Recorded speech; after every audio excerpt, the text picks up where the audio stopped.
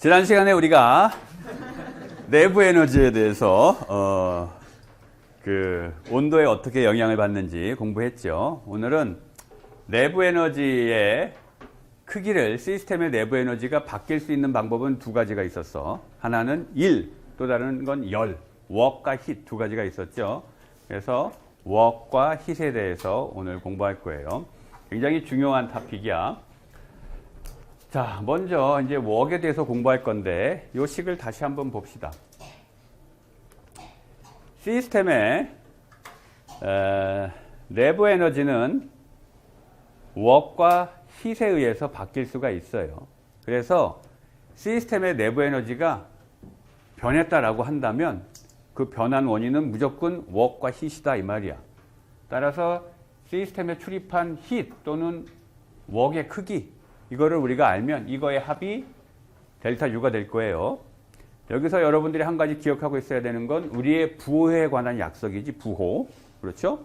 그래서 둘 다 이 교과서에서는 시스템이 받는 입장일 때는 무조건 플러스, 시스템에서 나가는 입장일 때 마이너스였어. 그래서 hit은 실제로 들어가고 나가고 하니까 hit에 대해서는 부호가 명확한데 work은 어떻게 정의가 된 거였어요?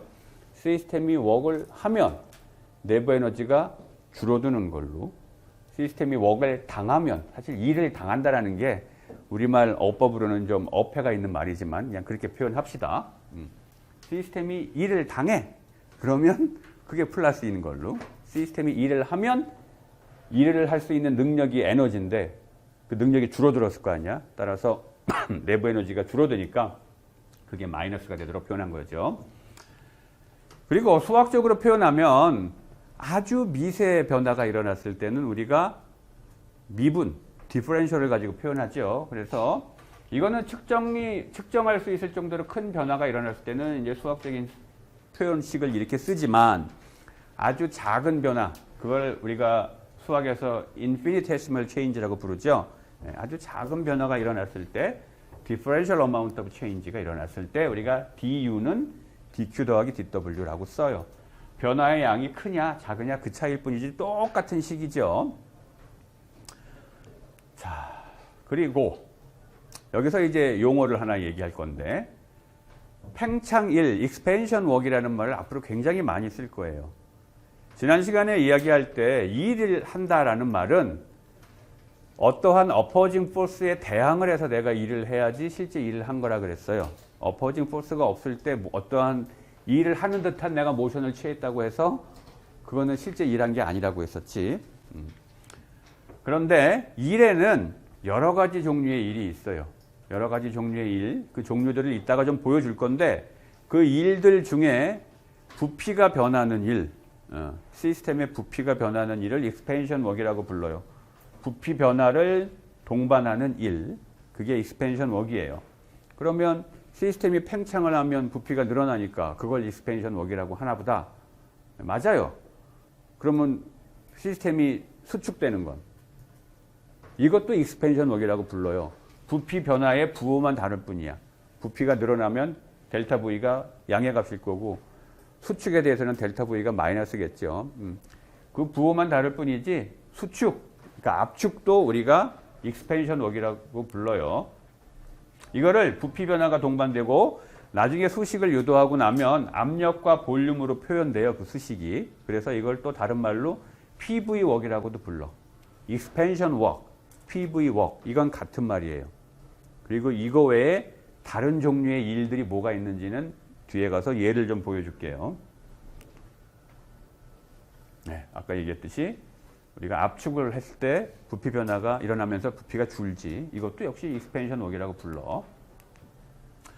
자, 그러면 이제 work을 수식으로 어떻게 표현할지, 특별히 PV work을 어떻게 표현할지 생각해 봅시다. 부피 변화를 동반하는 work인데 일을 하려면 opposing force가 있어야 되겠죠. 그래서 opposing force의 크기, 그거를 F라고 합시다.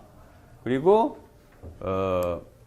이 그림을 보여주면서, 자, 여기에 어떤 실린더가 있어요. 그래서 이제 피스톤이 이렇게 움직일 건데 여기가 우리의 시스템이야. 이 안에 있는 가스가. 그러면 만약에 팽창을 하게 되면 이 플레이트가 위로 움직이겠죠. 이 플레이트가 위로 올라가면서 여기 볼륨이 커질 거예요.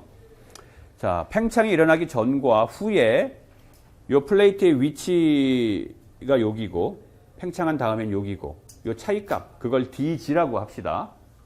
높이 방향으로의 차이값. 뭐 옆으로 팽창하는 건 없다고 하자고. 이게 쇠로 돼 있는 실린더니까. 그러면 위로만 팽창을 한다고 보면 dg일 거고, 요 면적을 a라고 한다면 팽창에 의한 볼륨 변화는 뭐예요? dv는 adg 이렇게 되죠. adg예요. 자, 그러면 결국은 이때 한 일은 얼마냐 하면 포스에다가 이 포스의 크기에다가 부피 변화가 일어날 때 지금 지축 방향으로만 팽창을 했기 때문에 그 dg를 곱한 요게 되겠죠. 그리고 여기 마이너스 부호가 있어야 돼. 이 마이너스 부호가 왜 있겠어요? 부호에 관한 우리의 약속, 그 사인 컨벤션 때문에 그래요. 자, 좀 이따가 요 사인 컨벤션 얘기는 좀 이따 하도록 다시 하고 좀 더 가봅시다. 여기서 우리가 이제 압력으로 요 수식을 좀 바꿔주려고 그래요. 그러면 압력은 뭐야? 단위 면적에 가해진 힘의 크기, 이게 압력이죠. 따라서 면적분의 힘이야. 그러면 힘은 압력에다가 면적 곱한 거죠. 그런데 여기서 힘이 뭐야? opposing force죠. 우리가 대항해서 가스들이 이겨내야 되는 외부 압력이야. 외부에서 가해지는 힘이야. 따라서 이거를 압력으로 표현할 때는 외부 압력이 되겠죠. 그래서 여기 PEX라는 건 뭐냐면 이 그림에서 우리의 관심사는 여기 있는 기체들이에요. 이게 우리의 시스템이고 이 외부에서 여기에 가해지는 압력. 그게 이 압력 때문에 opposing force를 얘네들이 느끼는 거잖아. 그렇죠? 그래서 여기에 PEX가 들어가는 거예요. 그리고 얘를 여기다 대입해. 그러면 식이 이렇게 되겠지. 그렇죠? 근데 ADG가 뭐야? 이게 볼륨 체인지죠. 미세 변화, 볼륨의 미세 변화에 해당되죠. 결과적으로 수식은 이렇게 되지. 아주 간단한 수식이에요. 일의 양은 익스터널 프레셔에다가 볼륨 변화량 그걸 곱한 거야. 근데 앞에 마이너스 부호가 있지. 요거는 우리의 부호에 관한 약속 때문에 나온 거야. 따져봅시다. 이 약속이 잘 돼 있는지 우리 약속처럼. 우리의 약속은 뭐예요? 시스템이 뭔가 바깥에다가 일을 하면 그게 마이너스, 일을 외부에다 해서 나가는 거 개념이고 일을 당해. 그러면 플러스가 되도록 한 거예요. 먼저 팽창하는 거 생각해 볼까요? 그러면 팽창일 때 dV는 뭐야? 초기 부피보다 나중 부피가 크니까 빼면 이건 플러스 값이 나겠지. 나중에서 초기 값을 빼주면 이게 플러스. 그 다음에 이거는 그냥 압력 값이에요. 아까 앞에 마이너스 있으니까 마이너스 나오잖아. 압축인 경우에는 이 값이 마이너스가 되고 앞에 마이너스 있으니까 또 플러스 되죠. 따라서 압축일 때는 우리의 약속처럼 1의 크기가 플러스가 되도록 표현되지. 그렇죠? 그래서 여기에 마이너스가 들어간 거예요.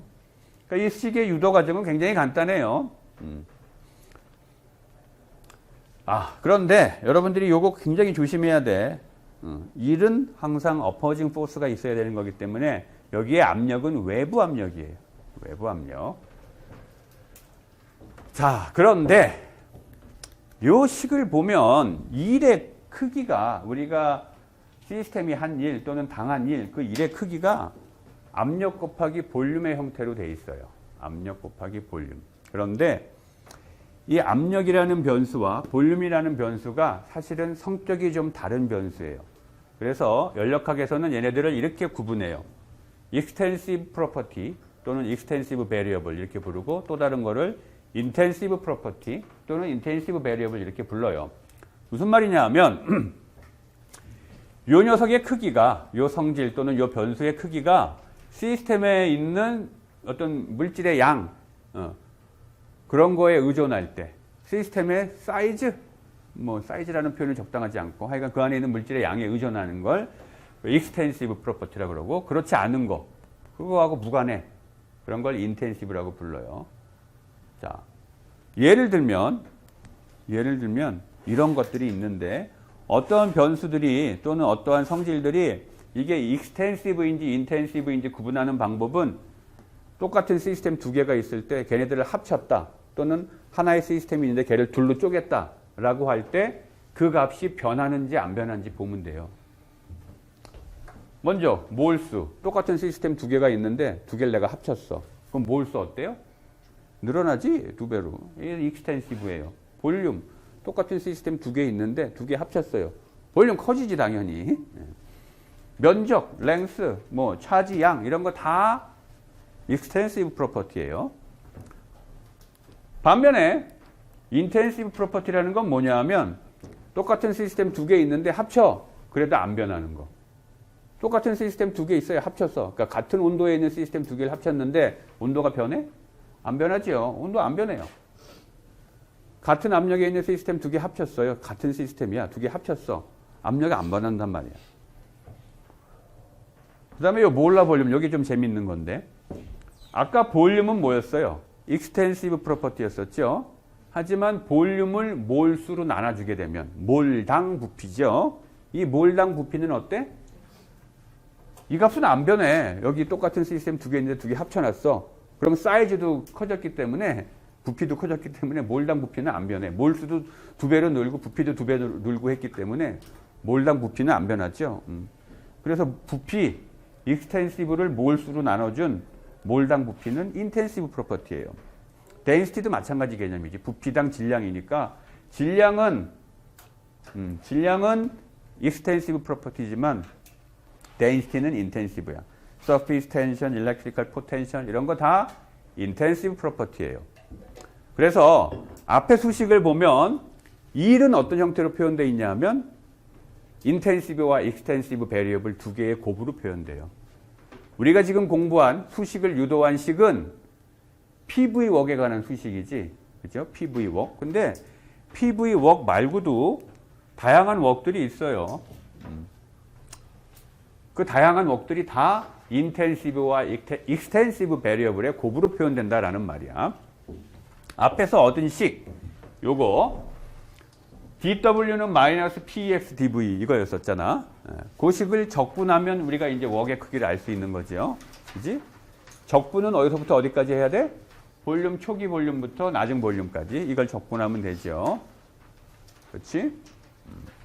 자, 그런데 수학적인 관점에서 보면 어때요? 이걸 적분하려면 얘를 어떻게 표현해야 돼? 이 볼륨의 함수로 표현해 줘야 되죠. 그리고 얘가 상수면은 참 계산하기 편한데 이게 볼륨의 함수면은 그 함수 모양에 따라 적분이 굉장히 복잡해질 수도 있어요. 그렇지? 일단 수식 자체는 굉장히 간단해. 마음에 쏙 들어요. 수식은 간단해서. 이거는 PV 웍인 경우고 익스펜션 웍인 경우고 다른 웍도 또 있단 말이에요. 그래서 그 다른 웍, PV 웍이 아닌 다른 웍을 non PV 웍 또는 뭐 non expansion 웍 또는 additional 웍 뭐 이렇게 불러요. 또는 extra 웍 여러 가지 이름으로 불러. PV 웍을 제외한 다른 잡것들 그거를 non PV 웍, non expansion 웍 뭐 여러 가지 이름으로 불러요. 어찌 됐건 어떤 종류의 웍이건 간에 이 일은 다 인텐시브와 익스텐시브 베리어블의 곱의 형태로 표현돼요. 곱의 형태로. 예를 보면 이런 것들이 있어요. 이건 우리가 유도한 식이지. 부피 팽창 또는 부피 수축 이런 경우에 일은 이렇게 표현된다 이거야. 요거는 인텐시브, 요건 익스텐시브. 그렇죠? 그다음에 부피 말고 면적이 늘어나는 것도 있을 거 아니야. 이거 내가 옷을 막 당겨. 일을 하고 있어요. 얘가 막 버텨. 이 버티는 원인은 뭐야? 얘의 표면 장력 때문에 그런 거예요. 그렇기 때문에 이 경우에는 표면 장력에 해당하는 감마, 서피스 텐션에다가 이 시그마가 뭐냐면 면적 변화예요. 면적 변화량. 이걸 곱한 형태고. 그다음에 길이를 늘리는 거. 어떠한 줄, 바이올린 줄에, 기타 줄의 길이를 내가 늘려 당겨서. 그렇다는 얘기는 뭐야? 길이 변화량에다가 요 스트링, 요 줄의 장력, 그걸 곱해줘야 되는 거였죠. 그 다음에 일렉트리컬 웍, 전기적인 일. 이게 지금 레이저 포인터인데, 이거 누르면 뭐 이렇게 뭐 나오잖아? 얘가 일을 하고 있는 거예요. 전기적으로 일을 하고 있어. 그 일의 크기는 여기 있는 것처럼 일렉트릭 포텐셜에다가 그 차지 양의 변화, 이걸 곱해주게 되면 우리가 일렉트리컬 웍을 구할 수가 있어요. 이와 같이 다양한 형태의 웍이 있는데 어떤 웍이든 다 모양은 이런 모양을 띠고 있다. 라는 거야. 이게 특징이에요. 다만 연력학에서 우리의 주요 관심사는 볼륨 팽창에 해당하는 또는 수축에 해당하는 이 익스펜션 웍이에요. 왜 그렇겠어? 역사적으로 증기기관 그것 때문에 연력학이 발전했다고 했잖아요. 그래서 피스톤이 팽창 수축하는 그거를 가지고 연력학적 개념을 다 설명을 해요. 물론 다른 데도 다 적용할 수 있지만 기초과정에서 다 그거 가지고 설명을 하거든. 그래서 우리의 주관심사는 PV 웍이고 그 나머지는 그냥 어디셔널 웍이라고 주로 내가 부를 거예요. 여기까지 혹시 질문? 그 아까 보면 인텐시브 밸류어블하고 익스텐시브가 있잖아요. 근데 인텐시브가 익스텐시브로 이루어진 함수가 될 수 있나요? 인텐시브하고 익스텐시브면 성질이 다른데 P 그렇게 따지면 막 될 수 없다고 하면 P는 V에 관한 식이 아니지 않아요? 꼭 그렇게 뭐 아까도 얘기했지만 볼륨은 익스텐시브였지만 몰수로 나눠주니까 인텐시브가 됐잖아요. 네. 또 오케이. 자, 그러면 지금부터는 이제 익스펜션 웍, PV 웍의 계산을 세 가지 예를 가지고 해볼 거예요. 굉장히 간단한 두 개와 조금 안 간단한 하나를 할 거예요. 차례대로 봅시다. 제일 간단한 거, free expansion 요거 고상하게 번역을 하면 자유팽창이라고 번역을 하는데 사실 더 명확한 번역은 공짜 팽창이에요. 공짜. 공짜다라고 하면 할 때 우리가 it's free 그러잖아. 그렇지? 공짜 팽창. 이 무슨 말이냐면 어퍼징 포스에 대해서 대항을 해갖고 팽창을 해야 또는 수축을 해야 이게 일을 하는 건데 어퍼징 포스 없는 경우예요. 어퍼징 포스 없는 경우. 그러면 이 식에서 익스터널 프레셔가 0이란 얘기지 결국은. 그지? 이렇게 되면 어떻게 돼요? 이게 0이면 얘도 0이지. DW가 0이니까 W도 0이고. 일을 안 한 거예요, 이건. 열심히 흉내는 냈지만 일은 하나도 안 한 거야. 이런 걸 free expansion, 공짜 팽창 이렇게 불러요. 아주 간단하죠, 이거는. 따라서 이러한 free expansion이 일어나게 되면 이 내부 에너지가 변할 수 있는 방법은 두 개가 있다고 했죠. 내부 에너지가 변할 수 있는 방법은 두 개가 있는데 공짜 팽창을 했을 때 일을 안 한 거기 때문에 최소한 일의 양 때문에 내부 에너지가 변할 일은 없다라는 걸 우리가 알 수가 있죠. 그 다음에 두 번째로 일정한 외부 압력에 대해서 팽창하는 것을 한번 생각해 봅시다. 이걸 왜 특별히 생각을 하냐 하면 우리가 사는 이 조건이 대기압이 일기압으로 일정한 조건이잖아. 물론 실제로는 매일매일 좀 바뀌죠. 저기압인 날, 고기압인 날 있지만 대충 일기압이니까 그냥 일기압으로 일정하다고 하자고. 대세에 지장 없으니까. 그런 일이 흔히 벌어지는 거기 때문에 뭐 간단한 계산이지만 굉장히 중요한 부분이에요. 외부 압력이 일정한 상태에서 일어나는 팽창 또는 수축, 이걸 봅시다. 팽창 관점에서 내가 주로 설명을 할 거예요. 그때 일을 계산하려면 이거 적분해야지. 그렇죠? 근데 이제는 굉장히 행복해. 왜 행복해? 요게 일정하다며 PEX가. 이걸 다른 말로 얘기하면 뭐야? 일정하다는 게. 상수? 상수는 적분 인테그랄 바깥으로 뺄 수 있잖아. 그러면 수식이 이렇게 간단하게 되네. 그죠? 요거 적분하면 뭐야? 적분이라는 건 이니셜부터 파이널 볼륨까지 적분을 해야 되는데 VF 빼기 VI니까 결국은 그냥 델타 V 곱한 거죠. 그렇죠? 외부 압력에다가 델타 V 곱한 거, 이게 그냥 일의 크기라는 거예요. 일의 크기. 그렇죠? 굉장히 간단해요. 그림으로 표현하면 이렇게 될 거야. 그림으로 표현하면 초기 부피가 요거였고 나중 부피가 요거예요. 외부 압력은 PEX로 여기에 값이나 이 값이나 똑같은 값이야 지금 일정해. 그렇다는 얘기는 이때 웍의 크기는 내가 프레셔하고 볼륨으로 이걸 이제 PV 다이어그램이라고 하는데 PV 다이어그램을 그렸을 때 이 면적에 해당된다라는 거죠. 초기 볼륨부터 낮은 볼륨까지 외부 압력에 대해서 적분을 해서 이 면적에 해당되는 것이 바로 얘가 팽창하면서 시스템인 피스톤이 한 일, 이거예요. 그렇지? 자, 여기까지 좋아요. 아주 간단하고 마음에 쏙 들어. 그지? 여기까지 혹시 질문?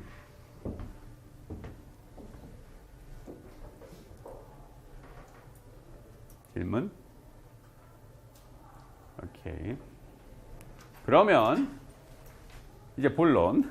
이게 제일 중요한 개념인데 reversible expansion이라는 걸 공부해 보려고 해요. reversible, 가역 팽창이라고 하는 건데 reversible expansion이 뭐냐?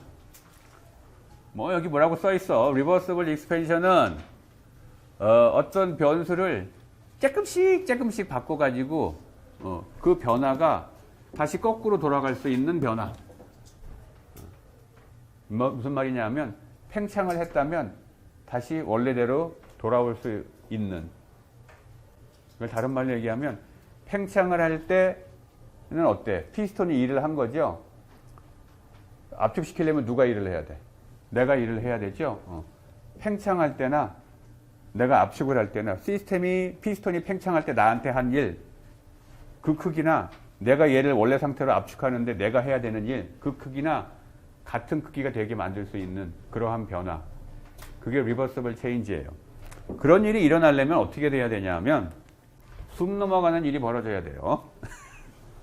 자, 만약에 피스톤 안에 어떤 가스가 있는데 외부 압력과 피스톤 안에 있는 가스의 압력이 같다라고 합시다. 같다. 그럼 이거를 우리가 이렇게 얘기하죠. 기계적인 평형, 메카니컬 이퀄리브리움에 있다. 기체의 압력과 외부에서 피스톤을 눌러주는 그 압력, 그 두 압력이 같아. 그러면 어때? 안 움직이겠지. 얘가 가만히 있겠죠. 그지? 가만히 있겠지. 그런데 리버서블 체인지라는 건 뭐냐면 이 조건을 만족하면서 팽창을 하거나 수축을 하는 것을 얘기해요. 기체 압력과 외부 압력이 같은 상태에서 팽창을 하거나 수축을 하는 거. 이게 말이 돼? 말도 안 되죠. 외부 압력과 기체 압력이 똑같은데 얘가 왜 팽창을 하고 왜 수축을 해? 그럴 일이 없지. 팽창 안 하죠. 수축도 안 하고 가만히 있지 지가. 그런데 이런 조건을 만족하면서 일어나는 거. 그러니까 결국은 어떻게 한다는 거예요? 굉장히 기체들이 눈치 못 채게 조금씩 살금살금 해야 된다는 거야. 얼마나 살금살금 하는지 보여줄게요. 이 그림을 봅시다. 얘기했듯이 리버서블 익스펜션이 이루어지려면 어떻게 돼야 되냐면 외부 압력과 기체의 압력이 똑같아야 돼. 다시 말하면 앞에서 얘기한 요 식에서 여기 있는 외부 압력을 기체 압력으로 바꿀 수 있다라는 말이에요. 자, 그런데 여기 뭐 피스톤 비스무리한 게 있어요. 이 안에 기체가 있고 여기에 뚜껑을 이렇게 닫아놨다고 칩시다. 처음에 얘네들이 가만히 있어 이렇게. 그러면 평형에 있는 거죠. 기계적 평형에 있는 거고 외부와 내부 압력이 같아요 지금. 여기다가 내가 큼지막한 돌덩어리 하나 딱 올려놔요. 갑자기. 그럼 어때? 훅 하고 내려가지. 그죠? 그리고선 더 이상 안 움직여. 다시 평형에 도달했다는 거지. 돌덩어리 치면 어때요? 다시 훅 하고 다시 올라오죠. 요번에는 돌덩이를 한 10개로 쪼개갖고 조그만 돌멩이 하나 올려. 그래도 또 훅 하고 내려가겠지. 돌멩이 치우면 또 훅 하고 올라오고. 다만 내려갔다 올라오는 그 거리는 좀 좁아졌을 거예요. 돌덩이를 더 많이 쪼갰어. 나노 크기로 막 분쇄해가지고 아주 나노 크기의 돌멩이 하나 여기다 올렸어. 그러면 이게 변하는 것처럼 보여? 그렇게 안 보일 거야. 그걸 다시 제거했어. 변하는 것처럼 보여요? 그렇게 안 보일 거예요. 하지만 어때? 내가 영원히 사는 사람이야. 예를 들면 내가 영원히 죽지 않는 사람이고 하루에 머리카락 하나씩 뽑아가지고 여기다 올려. 안 변해. 하나 더 올려. 안 변해. 무한히 내가 그걸 올리고 있어요. 어느 순간 머리는 다 빠졌겠지. 그러니까 얘 머리도 하나 빌려가지고 올리고 계속 머리카락 뽑아서 올렸다고 칩시다. 그러면 아주 긴 시간이 지나고 나면 이게 어떻겠어요? 밑에 내려가 있겠지. 그죠? 또 하나하나씩 제거해. 그러면 어느 무한히 긴 시간이 지나면 다시 올라와 있겠죠. 이런 식으로 하는 게 리버서블 프로세스예요. 개념적으로 얘기하면 이런 거야. 이거를 수식적으로 한번 볼게요. 리버시블 익스펜션이라는 건 외부 압력과 내부 압력, 기체 압력이죠. 기체 압력이 같은 거예요. 따라서 이 식에서 Pex를 P로 바꿀 수가 있고 요걸 적분하면 되겠지 이제. 그죠? 근데 이 식은 간단한 식이 아니야. 생기기는 간단하게 생겼지만. 왜? 압력이 볼륨으로 어떻게 표현되는지 우리가 모르잖아. 그렇죠? 그래서 이거 적분하라 그러면 이거 어떻게 적분을 하라는 거예요? 하고 당황이 돼야 돼. 그래야 정상이야. 다만 이 안에 있는 기체가 이상기체다라고 누가 얘기해주면 어때? 그때는 쉬워져. 왜? P가 뭐예요? V분의 nRT잖아. 그죠? V분의 nRT를 집어넣으면 되지. 그래서 조금 쉬워져요. 근데 V분의 nRT를 집어넣어도 여전히 문제가 있어. V는 이 변수니까 상관없어. 적분 변수니까. R은 상수니까 바깥으로 빼면 되고. 근데 뭐가 문제가 돼요? N하고 T가 문제가 되죠. 이건 어떻게 할 거야? 그래서 이거를 적분하려면 N하고 T가 어떤 조건인지를 알려줘야 돼요.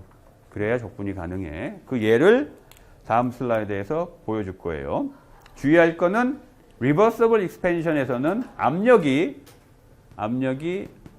외부 압력이 아니다 라는 거야. 기체의 압력이에요. 자, 방금 얘기했던 요 적분에 관한 예를 하나 봅시다. 이런 가정을 누가 줬다. 그러면 굉장히 쉬운 거야 이게. 이 문장에 팽창을 하는데 아이소서멀 프로세스래. 이 말은 뭐야? 온도가 일정한 프로세스라는 말이야. T가 상수라는 얘기지. 그리고 이상기체래. 그 말은 뭐야? P는 V분의 nRT라는 얘기예요. 그 다음에 클로즈 시스템이래. 이 말은 뭐예요? 시스템은 세 가지 시스템이 있는데 에너지하고 물질이 다 출입하는 거, 둘 다 출입 못하는 거. 그 다음에 에너지는 출입하는데 물질은 출입 못하는 거 이런 게 있다겠지. 물질이 출입 못하는 시스템이잖아. 그 말은 뭐예요? 입자가 그냥 개수 고정되어 있다는 거예요. 몰수가. 따라서 N하고 T가 일정하다 그러면 이제 쉽죠. 얘 여기다 대입하고 그럼 식이 이렇게 될 거고. 그러면 다상수야 이거 분자에 있는 거는. 얘 통째로 바깥으로 빼고 그렇죠? 그 다음에 V분의 dV 이거 적분하면 이거는 여러분들 잘 알죠? 이런 거 X분의 dx 적분하면 lnx지. 그래서 수식은 이렇게 되죠. 이렇게. 그죠? 수학적으로 하나도 어렵지 않아요. 이거 연력학에서 나오는 수학은 어려운 게 별로 없어. 자, 이 식은 언제 맞는 거야? 이상기체가 몰수가 일정한 상태에서 온도도 일정한 상태에서 아이소서멀 리버서블 익스펜션을 할 때, 등온 가역 팽창을 할 때 그때 피스톤이 한 1, 시스템이 한 1의 크기는 이렇게 된다는 거죠. 팽창을 했다 그러면 나중에 부피가 초기 부피보다 클 테니까 이 전체가 다 플러스고 앞에 마이너스 있으니까 우리의 약속처럼 피스톤이 팽창할 때 이라는 거를 마이너스로 표현되게 돼 있지 지금. 그렇죠?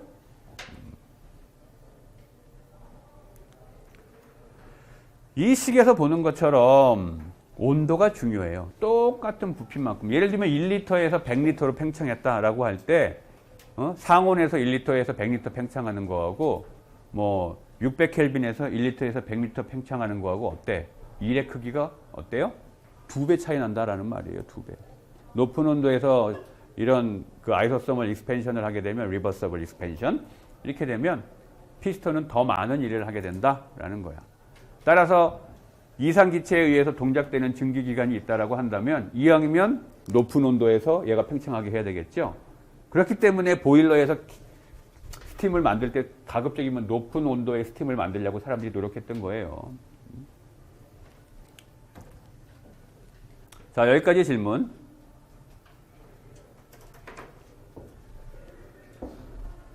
여기까지 질문. 그러면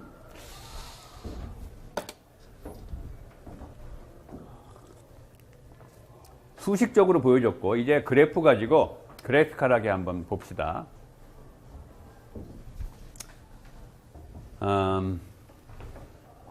앞에 나와 있는 얘는 닫힌 계에서 이상기체의 등온 가역 팽창이에요.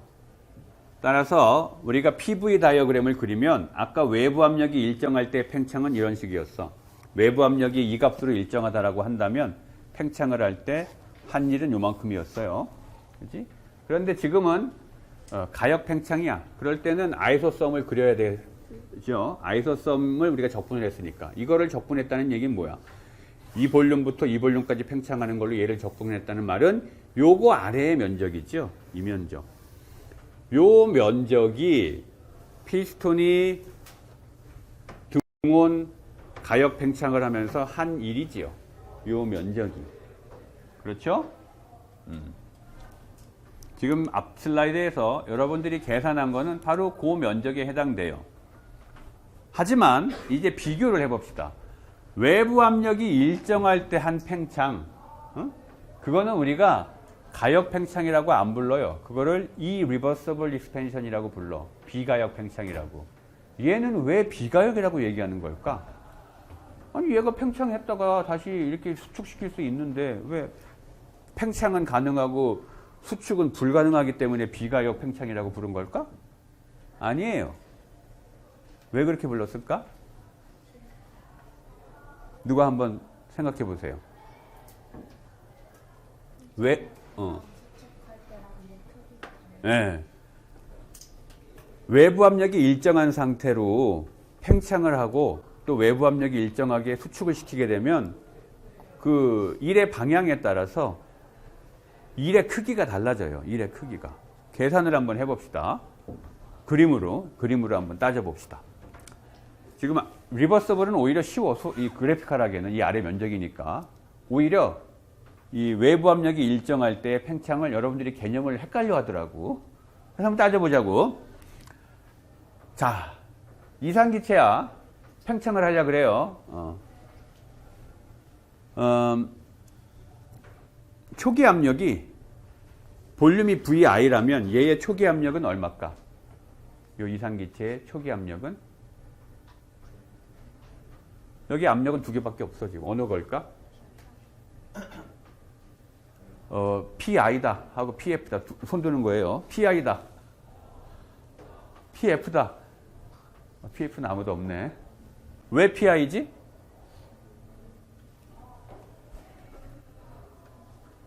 왜 PI지? 이상기체라고 했잖아. 그죠?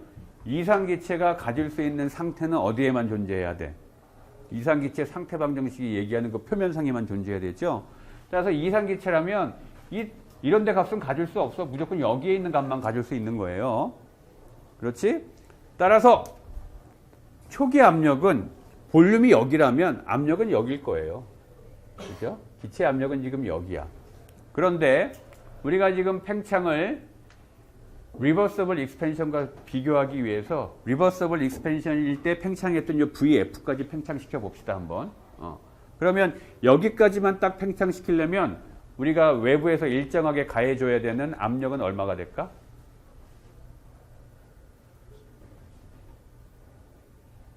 여기까지만 딱 팽창시키려고 그래. 이제 가역 과정하고 비교하기 위해서 똑같은 VI에서 VF까지 똑같이 팽창시키려고 하는 거예요. 나중 부피가 여기가 되게 하려면 외부에서 우리가 가해줘야 되는 압력은 얼마예요? PF야. 그지? 왜? 볼륨이 여기면 그때 압력은 여기여야 되거든. 이상기체라면. 그렇죠? 따라서 외부 압력이 지금 이거라는 얘기예요. 이 압력으로 일정하게 해놓고 팽창을 시키는 거야. 따라서 그때 한 일은 이만큼이죠. 피스톤이 한 일이야 이거는. 그렇지? 여기까지 이해되죠? 자, 이번에는 반대로 압축해 봅시다. 압축. 지금 초기 부피가 이제 여기에요. 여기에서 압축해서 이걸로 만들려고 그러는 거야. 자, 이때 기체의 기체의 압력은 얼마예요? 기체 압력은 여전히 여기지. 왜냐하면 여기가 이상기체 상태 방정식 여기라고 얘기해주고 있잖아. 그죠? 이 값이에요. 그러면 내가 여기까지 압축을 하려면 외부 압력을 얼마로 일정하게 해줘야 돼? 그죠? 이 값으로 일정하게 해줘야 돼요. 그래서 이만큼의 압력을 가하고 있어야 돼. 이 압력을 일정하게 해주면 얘가 이제 어떻게 된다는 거예요? 수축이 된다는 거지. 그럼 그때 내가 한 일의 크기는 얼마야? 여전히 이거예요? 아니지. 이 면적이에요. 이 면적. 그렇죠? 그래서 피스톤이 팽창할 때는 요 아래에 있는 사각형인데 이걸 거꾸로 내가 수축을 시키려면 이만큼을 더 해야 돼. 더 많이 해야 돼요. 그죠? 그래서 팽창할 때와 수축할 때와 일의 크기가 달라요. 그죠? 가역적이지 않잖아. 가역적이라는 거는 인터널 에너지가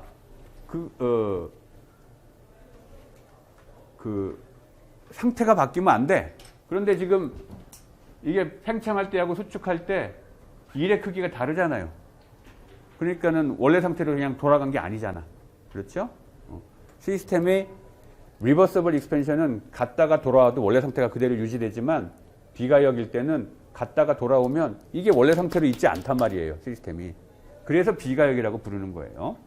자, 그러면 이 가역 과정과 비가역 과정을 내가 비교해서 설명할 때 내 머리카락 뽑는 얘기 했었지? 이게 무슨 의미인지 한번 생각해 봅시다. 머리카락을 하나하나 뽑았다가 다시 그 머리카락을 제거하는 얘기를 했었잖아.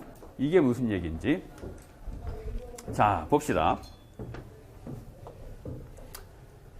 여기에 아이소섬이 있어요.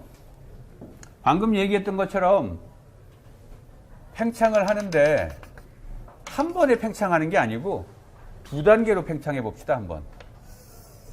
여기가 V1, V2, V3예요.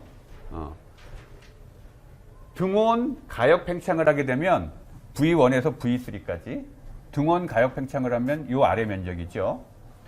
등원 가역 팽창을 두 단계로 해. 여기서부터 여기까지 한번 팽창하고 그 다음에 여기서부터 여기까지 하고. 그래도 여전히 한 일은 이 아래 면적이죠. 그죠? 수축도 마찬가지고 가역 팽창일 때는 마찬가지야. 그런데 외부 압력을 일정하게 하고 두 단계로 한번 팽창해 봅시다. 두 단계로. 그러면 처음에 1단계 팽창에서 기체의 압력은 얼마예요? 기체의 압력은 얼마야? 여기를 P1, 여기를 P2라고 하면 P2죠? P2야? 기체의 압력. 처음 부피, 이제 팽창하려고 하는 거예요. 처음 부피가 V1이에요. 그러면 여기 기체의 압력은 얼마예요? P1, 이거죠. 이거. 내가 여기까지만 팽창시킬 거야. V2까지만. 그러면 외부에서 일정하게 가해줘야 되는 압력은 얼마예요? P2죠. 따라서 1차 팽창일 때 하는 일의 크기는 얼마예요? 요거야. 그렇지? 그 다음에 이제 두 번째로 V2에서 V3로 팽창하려고 그래요. 그지? 그러면 V2일 때 기체의 압력은 얼마예요? P2야. 외부에서 일정하게 걸어줘야 되는 압력은 얼마야? P3예요. P3. P3. 그리고 한 일의 크기는 이만큼이 되겠죠. 이렇게. 그렇지? 그럼 이번에 반대로 두 단계로 압축 한번 해봅시다. 그러면 초기에 볼륨이 V3일 때 나중에 V2로 압축할 건데 V3일 때 기체 압력이 얼마예요? 요거지? P3. 외부에서 내가 가해줘야 되는 압력이 얼마야? 일정하게 가해줘야 되는 압력. P2예요. 따라서 내가 해야 되는 일의 크기는 얼마야? 이만큼이야? 그지? 이만큼 차이가 나죠? 지금 두 개가. 두 단계도 해보나 마나 이걸 거 아니야. 일의 크기가. 그렇죠? 이만큼 또 차이가 나. 그렇지? 요거 두 단계로 갔는데 그러면 아까 한 단계로 가는 거에 비해서 팽창할 때와 수축할 때 그 일의 차이값이 좀 줄어들었지. 그지? 요번에 화끈하게 한 6단계 가볼까? 6단계. 아유, 이거. 뭐, V1부터 해갖고, 어떻게 해야 되나? V2, 숫자만 적을게요. V3, V4, 한번 쭉 해서, 4, V5, V6, 7단계까지 가버렸네. 네, 뭐, 7단계 갑시다, 그냥. 6단계 맞네. 그죠? 6단계 맞네. 자, 그러면, 팽창할 때, 여기가 P예요. 내 일일이 뭐 P1, P2 이건 안 적을게. 그러면 팽창할 때 해야 되는 1단계 요거, 2단계 요거, 3단계 요거, 4단계, 5단계, 6단계 이렇게 될 거 아니야. 그죠? 수축할 때는 어떻게 되겠어? 수축할 때는 요거, 여기 요거, 요거, 요거 이렇게 되겠죠? 그리고 요거, 그지? 차이값이 요만큼씩 나잖아 지금. 차이값이 이걸 쪼개면 쪼갤수록 어때요? 줄어들지, 그지? 그래서 내가 아까 무한히 작은 입자를 가지고 하나하나 올린다라고 얘기했던 게 뭐예요? 이거를 무한히 쪼개자라는 거야. 그럼 어때? 그러면 아까 리버서블 체인지일 때 이거 밑에 적분하는 거하고 똑같은 거 아니야? 그렇죠? 그런 개념이에요. 리버서블 익스펜션이라는 게 그런 개념이야. 이거를 무한히 쪼개가지고 팽창하고 수축시키면 원래 상태로 그냥 돌아가거든. 팽창할 때 1이나 수축할 때 1이나 똑같아져요. 그렇죠? 이게 리버서블 익스펜션의 개념입니다. 자, 원래대로 다시 돌아갑시다.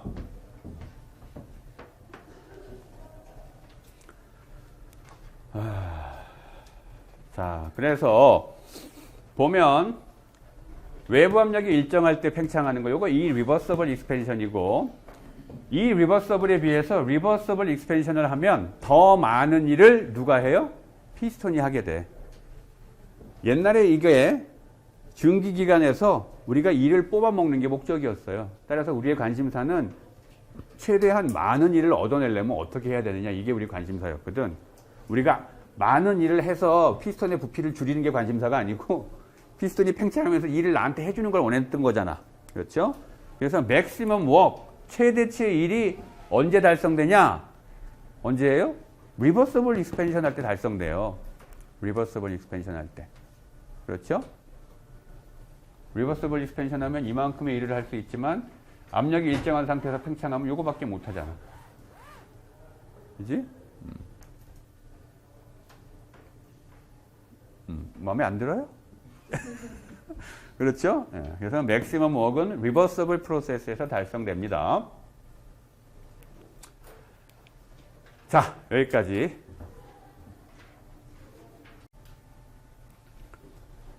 자, 지금까지 이제 웍에 대해서 공부했고, 이제 hit을 봅시다. hit. 이것도 인터널 에너지가 변한다면 그 원인 중에 하나죠. 그래서 인터널 에너지를 표현하면 인터널 에너지에 미세 변화가 있다고 할 때 그 미세 변화량은 dq 더하기 dw다라고 했어요. 그런데 웍은 우리가 방금 공부한 PV 웍만 있는 게 아니고 여러 가지 웍이 있다고 했잖아. 그렇죠? 그래서 식을 이렇게도 쓸 수 있어. dq, 이건 그냥 시세 출입한 양이고 밑에다가 첨자로 exp 적으면 이거 익스펜션 웍을 얘기하는 거야. PV 웍. PV 웍의 크기. 그 다음에 여기 E라고 적은 건 익스트라 어디셔널 웍을 얘기하는 거예요. 다른 거. PV 웍이 아닌 기타 잡 것들. 식을 이렇게도 써도 되죠. 자, 그런데 여기에서 만약에 우리 시스템에 볼륨이 만약에 일정하다. 그리고 이 시스템은 익스펜션 웍밖에 없다. 다른 웍은 없어. 그 얘기는 좀 뒤에 나오네. 볼륨이 일정하면 어떻게 돼요? 익스펜션 웍은 있을 수가 있어, 없어? 없죠. 그죠? 마이너스 px dv인데 볼륨이 일정하다는 말은 dv가 0이라는 거니까 그러면 이건 익스펜션 웍의 크기도 0이 되겠지.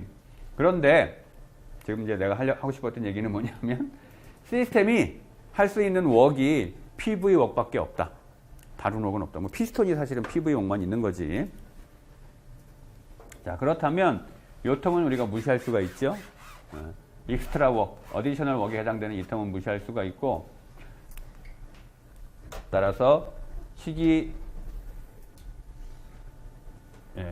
이렇게 되지. 여기까지.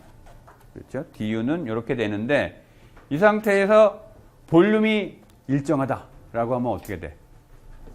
볼륨도 일정해. 익스트라 웍, 어디셔널 웍도 없고 볼륨도 일정해. 그럼 이것도 0이죠. 얘도 0, 얘도 0. 다 0이야. 따라서 어떻게 돼요? dq와 du가 똑같아. 그죠? 이거 굉장히 간단한 식이지만 굉장히 중요해요. 어디셔널 웍이 없고, 그러니까 PV 웍만 존재하고 볼륨이 일정한 경우라면 볼륨이 일정한 경우라면, 그러니까 PV 웍만 가능한 시스템이고 웍을 한다면 단지 PV 웍만 할 수 있는 시스템인데 볼륨 변화가 없다라고 한다면 그럴 때는 인터널 에너지 변화량과 힛에 출입한 양은 똑같다라는 거야. 다른 말로 얘기하면 뭐예요? 인터널 에너지에 변화가 생겼다면 그 원인은 오로지 뭐다? 힛이다라는 말이야. 그렇죠? 볼륨이 일정한 시스템에서 그 시스템이 다른 잡일을 하지 않는다면, 잡일을 하지 않는다면, 볼륨이 일정하다면 그 시스템의 인터널 에너지 변화는 순전히 책임은 누구 책임이냐 하면 히 때문이다 라는 거예요. 아주 간단한 식, 연력학의 9구단 1단에 해당하는 아주 간단한 식이지만 굉장히 중요한 식입니다. 여기서 아래 첨자 V라고 표현한 거는 이거는 V가 일정하다라는 의미로 아래 첨자 V를 해놓은 거예요. 그리고 이건 이제 미분으로 표현한 거고, 뭐 measurable amount of change에 대해서는 델타 U로 표현하고 이건 Q가 되겠지. 양변을 적분하면 이게 되는 거죠. 아이고. 자, 그 다음에 우리가 힛을 이야기할 때 힛 커패시티라는 걸 정의해요. 왜냐하면, 왜 이걸 정의하냐 하면 어떤 시스템이 있는데 이 시스템의 물질이 뭐냐에 따라서 내가 이 시스템에다가 힛을 한 뭉치만큼 줬을 때 이 시스템의 온도가 올라가는 정도가 달라요.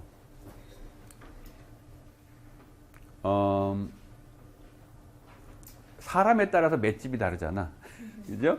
그래서 퀀트는 그 맷집도 좋아야 되잖아. 이 주먹도 써야 되지만 비슷해. 이 자연도 보면 내가 한 뭉치의 힛을 시스템에다가 넣어줬을 때 그 시스템 안에 있는 물질이 뭐냐에 따라서 어떤 놈은 온도가 많이 올라가고 어떤 놈은 온도가 조금 올라가요. 그래서 그러한 차이를 구분해 주기 위해서 우리가 힛 커패시티를 정의해야 하는데 정의식은 간단해요. 이거야. dT분의 dQ. 온도 올리는데 힛이 얼마나 필요하냐 이 말이에요. 다른 말로 얘기하면 온도의 힛의 양에 따라서 온도를 얼마나 올릴 수 있느냐. 힛을 한 뭉치 줬을 때 그 물질의 온도를 얼마나 올릴 수 있느냐. 이 얘기를 하고 있는 거야. 힛 커패시티가 크다는 얘기는 무슨 말이에요? 따라서 힛 커패시티가 큰 물질은 온도 올리기 쉬운 물질이야? 어려운 물질이야? 한 뭉태기의 힛을 얘따 먹어라 하고 딱 줬을 때 온도가 쭉 올라가는 물질이에요? 조금 올라가는 물질이야? 조금 올라간다는 얘기죠. 힛 커패시티가 크다는 거는 이게 크다는 얘기예요. 응? 이 값이 커지는 방법은 이게 작고 이게 크면 되잖아. 그래서 보면 자, 이 식을 조금 바꿔볼 수 있어요. 만약에 우리의 시스템이 볼륨이 일정하다라고 할 때 우리가 이 식을 이렇게 써요. 볼륨이 일정할 때를 CV라고 써. C sub V. 내가 그냥 이걸 줄여서 그냥 CV 이렇게 부를게요. 그 다음에 Q도 볼륨이 일정할 때 힛 출입량이기 때문에 QV라고 쓸 거고. 그래서 이거를 미분을 하는 건데 볼륨이 일정한 상태이기 때문에 우리가 이거를 편미분으로 표현할 수 있어. 편미분이라는 거는 변수가 하나만 있을 때는 미분 그냥 D로 표현하면 되는데 변수가 여러 개일 때 한 가지 변수를 미분을 하고 다른 변수는 일정하게 놓고 미분하는 게 이제 편미분이죠. 그래서 V는 일정한 상태에서 T로 미분하는 거기 때문에 편미분으로 표현하면 이렇게 표현할 수가 있죠. 자, 그래서 이 식을 프로에 쳐서 쓰면 결국 dQV는 du라는 얘기야. 아까 얘기했던 식하고 같은 얘기지. 아까 내가 얘기했던 요 전 슬라이드에서 얘기했던 요 얘기했잖아. 볼륨이 일정하다면 PV 웍이 불가능하기 때문에 인터널 에너지 변화량과 힛의 출입량은 같아요. 인터널 에너지가 변했다면 이놈 때문이다라는 말이야. 자, 그래서 여기에 dQ 대신에 라운드 Q 대신에 라운드 U를 쓸 수 있죠.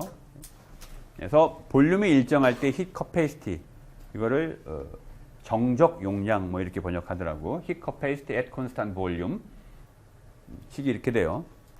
이것도 알아야 되는 식이야. 이거를 알든 이거를 알고 9구단 1단을 알면 여기까지는 자동으로 오겠죠. 귀찮은 사람은 이거를 또 기억해 두든지. 9구단을 안 외우면 미적분 하기는 좀 힘들어요. 중학교 수학하기도 좀 힘들지 마찬가지야. 연력학도 외워야 될 구구단이 좀 많아요.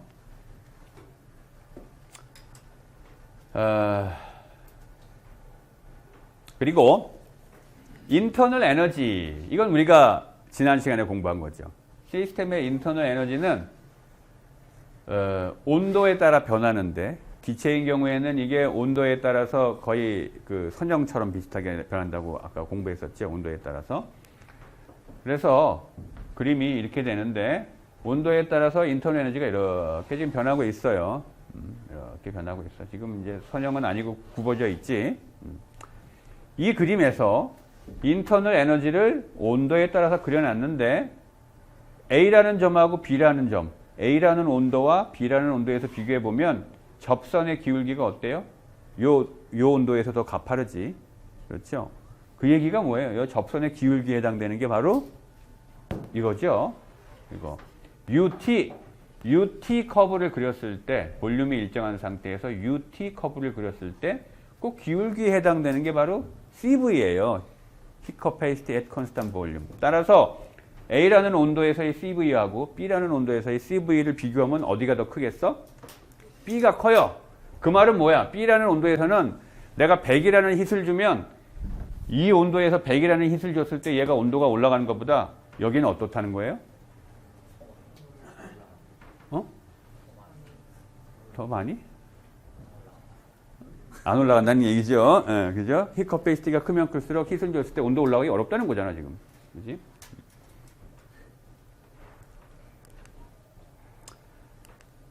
자, 그래서 볼륨이 일정할 때는 인터널 에너지 U는 온도의 함수고, 온도가 올라갈수록 인터널 에너지는 늘어나요. 일반적으로 인터널 에너지 U라는 거는 우리가 변수를 취할 때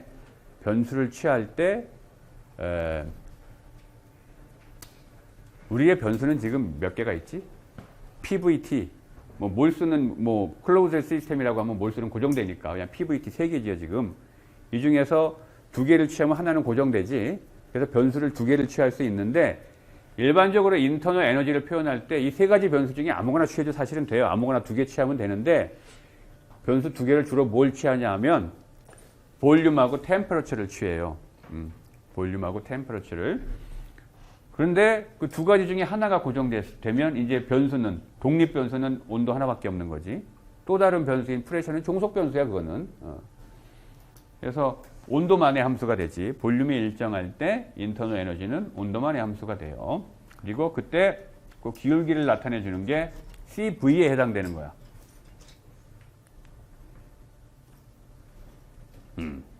이건 다 말로 내가 얘기했네요. 그렇죠? 자, 어디까지 가야 되나?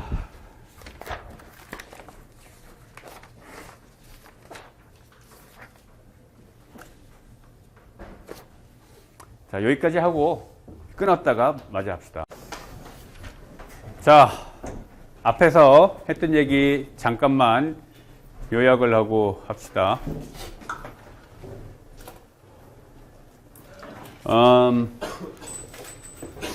우리가 hit에 대해서 얘기를 했고요.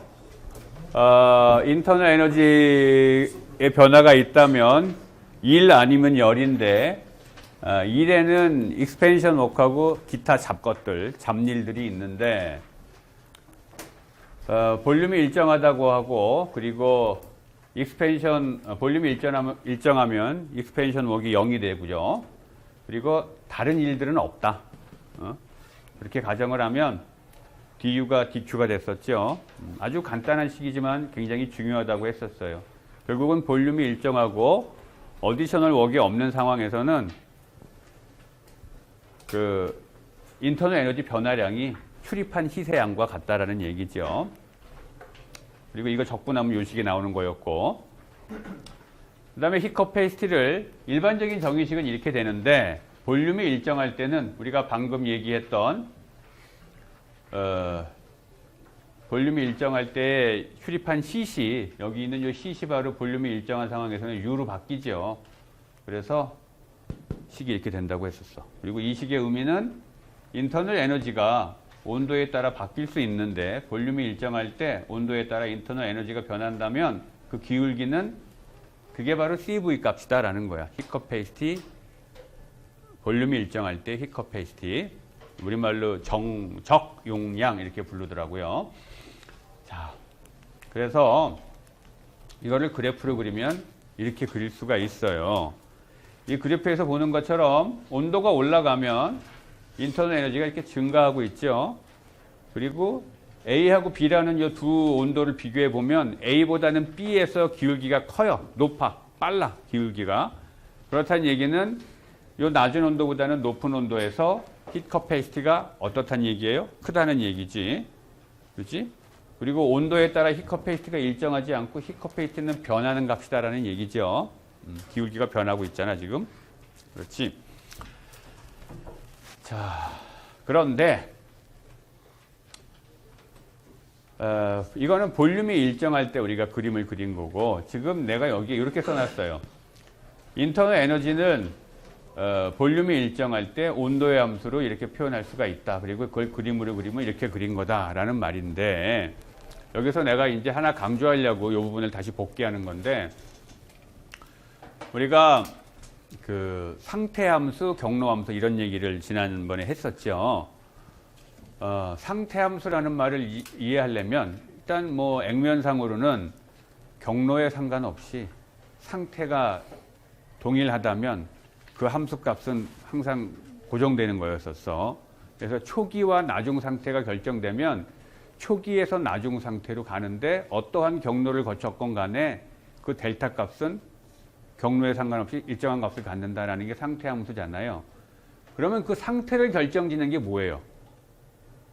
그게 바로 우리가 얘기하는 스테이트 베리어블 변수들이에요. 기체를 가지고 얘기할 때 얘기했던 변수가 몇 개 있었지? 전부 4개 있었지 사실은. PVT하고 몰수까지.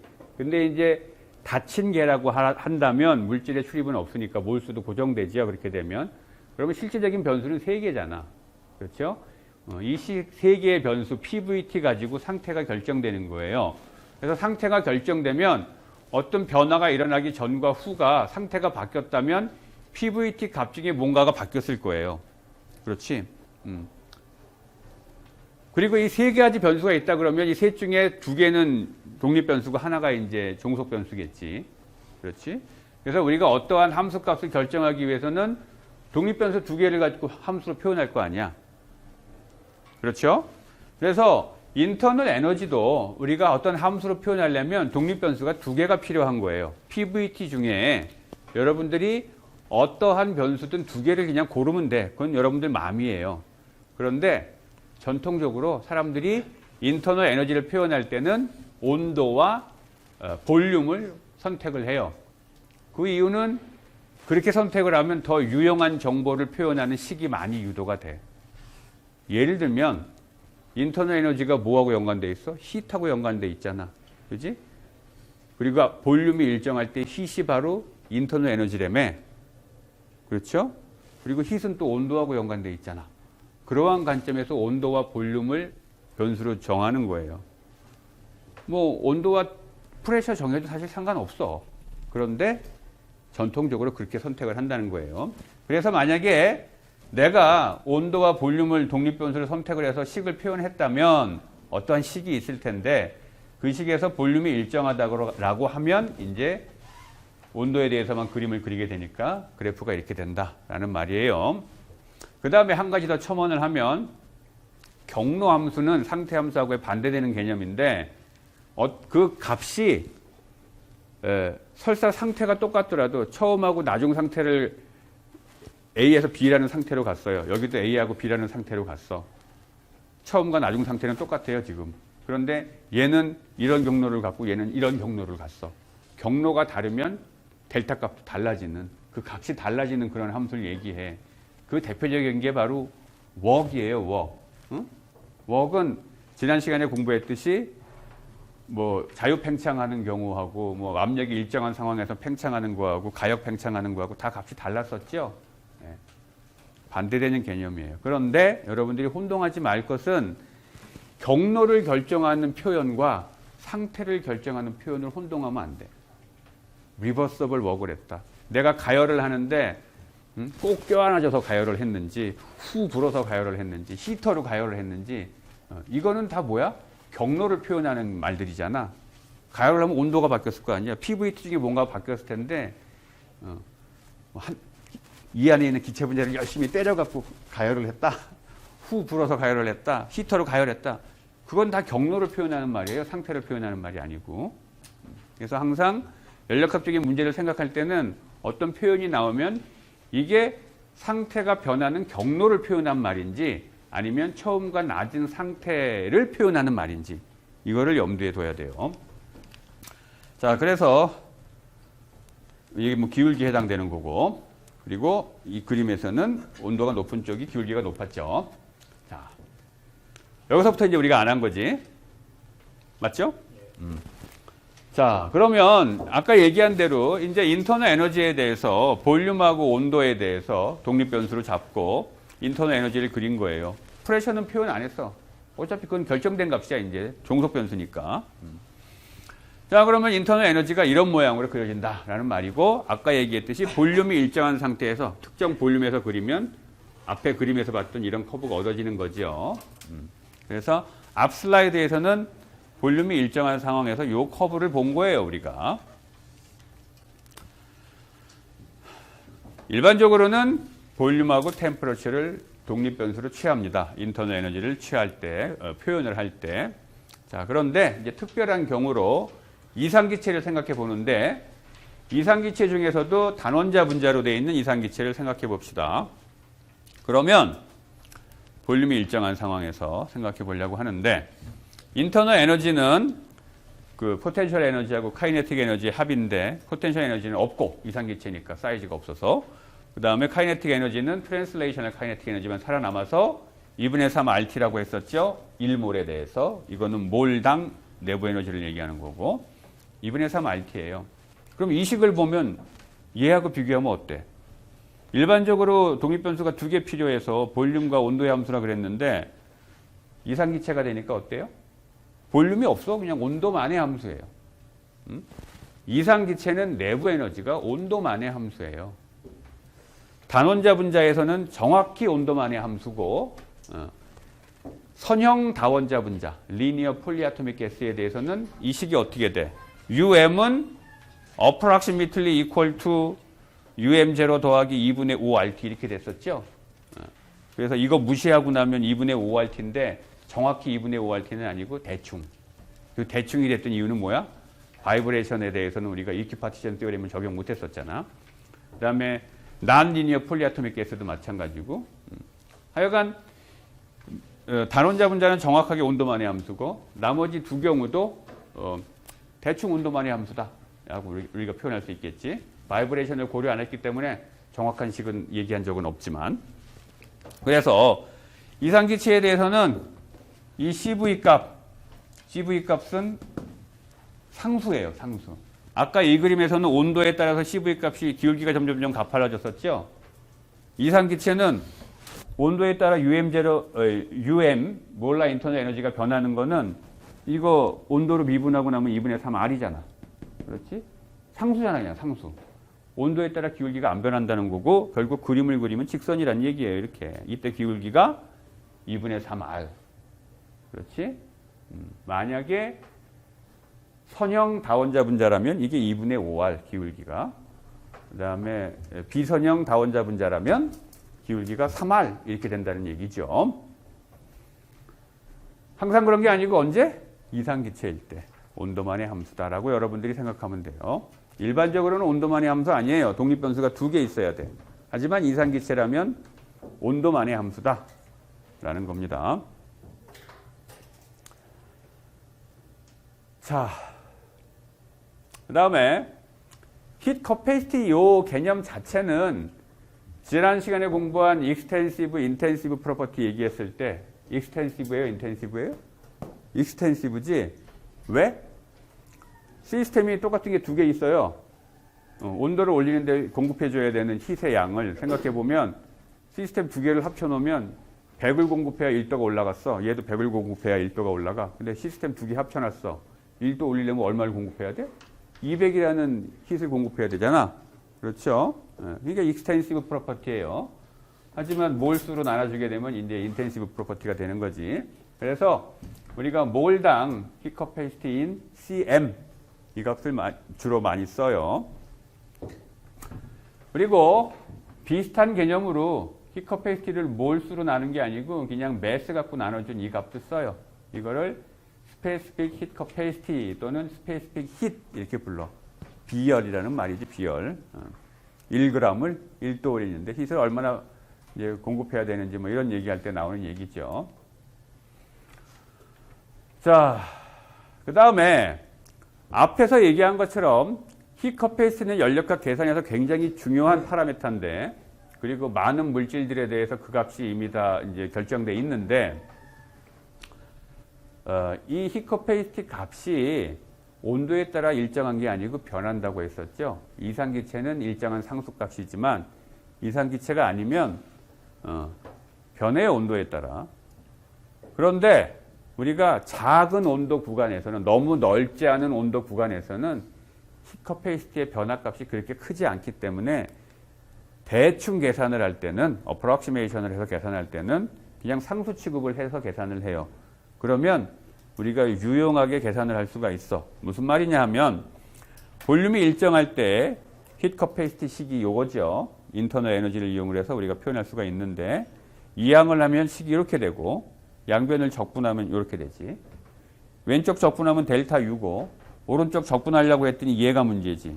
이게 상수면 좋겠는데 상수가 아니잖아. 그렇죠? 적분을 못해요. 적분하려면 얘를 온도의 함수로 알아야 된단 말이야. 그죠? 그럼 적분 못하니까 그냥 상수 취급하는 거예요. 실제로 너무 넓지 않은 온도 범위에서는 그 변화값이 크지 않거든. 그래서 얘 바깥으로 빼고 적분하면 그냥 이렇게 되지. 그지? 간단하잖아. 이 식은 굉장히 중요해요. 델타 U는 CV 델타 T 이렇게 그냥 써먹으면 돼. 이거를 기억을 하면 이거는 자동으로 얻어지는 거니까 여러분들이 알아둬야 돼요. 자, 여기까지 혹시 질문 있어요? 그 작은 범위의 t가 어느 얼마나 작은 거냐? 얼마나 대충 계산하고 싶느냐에 따라 달렸어요. 보통 여러분들이 시험 때 풀 때는 거기에 나오는 온도 구간은 다 그냥 뭐 상수 취급하고 계산해요. 상수 취급을 안 하고 계산해야 되는 상황이라면 내가 이거에 대한 표현식을 줘야 되겠지. 그렇지 않으면 계산할 수 없으니까.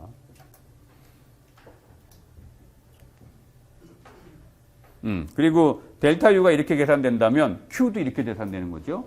왜? 볼륨이 일정할 때 델타 U는 Q하고 같은 거니까. 그렇죠? 그래서 중요한 거예요. 이게 굉장히 간단한 표현이지만 우리가 Q를 알면 델타 U도 알게 되는데 이거 하나만 계산하면 두 개 다 알게 되잖아. 이런 땡큐가 어딨어. 그죠? 도랑치고 가지 잡는 거라며 이런 게. 자, 그 다음에 힛 커패시티의 의미를 한번 새겨봅시다. 힛 커패시티가 크다는 말은 뭐예요? 이 말은 온도를 올리려면 열을 많이 공급해야 된다는 말이야. 그렇죠? 그래서 어떤 경우에 보면 힛 커패시티가 무한히 큰 경우도 발견돼요. 이 말은 뭐야? 힛을 아무리 공급을 해도 온도가 하나도 안 올라간다는 얘기지. 그죠? 힛 커패시티가 무한히 크려면 그렇게 돼야 될 거 아니야. 언제 그런 게 발견돼? 라면 끓일 때 발견되죠. 물을 끓이려고 열심히 가스레인지를 켜놨어. 물이 끓어. 온도계 넣어보면 100도예요. 온도 좀 더 올려볼까? 101도 만들어 볼까 하고 막 토치를 옆에다 막 갖다 놓고 들이다 막 열심히 가열을 해도 절대로 101도가 안 만들어지죠. 계속 100도예요. 그지? 이렇게 페이스 트랜지션이 일어날 때는 힛 커패시티가 무한히 큰 상황이 발견돼요. 그래서 이 페이스 트랜지션 관련된 거는 나중에 4장에서 다시 공부할 거예요. 일단은 힛 커패시티의 개념이 이런 거다라는 걸 알고 넘어갑시다. 마지막으로 예제 하나만 보고 이 섹션은 끝낼 거예요. 뭐 간단한 예제입니다. 선형 다원자 이상기체가 있는데 이몰이 있대요. 초기 압력이 이거고 초기 온도가 주어졌고 가역적인 히팅을 했대. 리버서블 히팅을 해서 일정한 볼륨에서 일정한 부피에서 온도가 이렇게 올라갔대. 히팅했으니까 올라갔죠, 당연히. 그랬을 때 나중 압력, 파이널 프레셔하고 델타 U, QW를 구하래. 일단 이상기체라고 했으니까 이상기체 상태 방정식을 쓰고, 이상기체 상태 방정식은 처음 상태나 나중 상태나 여전히 이상기체일 테니까 다 성립한다라고 하면 처음 상태의 이상기체 상태 방정식은 요거고 나중 상태의 이상기체 상태 방정식은 요거예요. 다만 몰수하고 볼륨에 대해서는 아래 첨자를 안 붙인 이유는 걔네들은 안 변했으니까. 그렇죠? 볼륨 일정하다고 했고 닫힌 개이기 때문에 몰수 변화가 없어요. 그러니까 V하고 N은 이제 캔슬 아웃되고 R도 다 지워지고 남는 게 이거죠. 이 중에 모르는 거는 P2고 P1, T1, T2는 다 알려줬잖아. 그러니까 P2 계산할 수 있고 P2 계산했더니 뭐 143kPa이고 이제 나머지 계산합시다. 뭐 계산은 많이 하라고 써놨지만 뻔해요. 볼륨 일정하니까 웍은 0일 거고, 그렇죠? 거저먹기 계산이지. 이게 0이면 U하고 Q는 똑같은 거니까 하나만 계산하면 둘 다 알 수 있는 거저먹기 계산. 웍은 0이고 그래서 얘 계산해야 되는데 이거 계산을 뭘로 한다? 문제에서 아까 뭐라 그랬어? 리니어 폴리아토믹 퍼펙트 가스 그랬잖아. 이 얘기를 왜 했겠어요? CV 값 알려주려고. CV 값이 얼마야? 2분의 5R이지. 예. 모나토믹이 아니고 폴리아토믹이니까. 그래서 CV 집어넣고 이거 집어넣고 적분한 거죠. 2몰이니까 1몰에 대해서 2분의 5R이니까 2몰에 대해서는 5R일 거고. 예, 5R 집어넣고 적분하면 뭐 이게 그냥 델타 T니까 여기가 이렇게 계산된다라는 거지. 결국은 히팅에 의해서 인터널 에너지가 3.28kJ 늘어났다라는 얘기예요. 그러면서 뭐 압력 변하고 온도 변하고 한 거네. 그렇죠? 아주 간단한 계산이지만 이 식의 중요성을 강조하는 얘기예요. 자, 여기까지 질문. 아까 내부 에너지 얘기해 줄 때 이상기체에서 선형 다원자 문제는 다른 거랑 달라졌잖아요. 선형이랑 미선형도 달라요? 선형 다원자 분자는 2분의 5R. 그 다음에 비선형 다원자 분자는 2분의 6R. 그래서 3RT였었잖아. 또 질문 있어요? 네.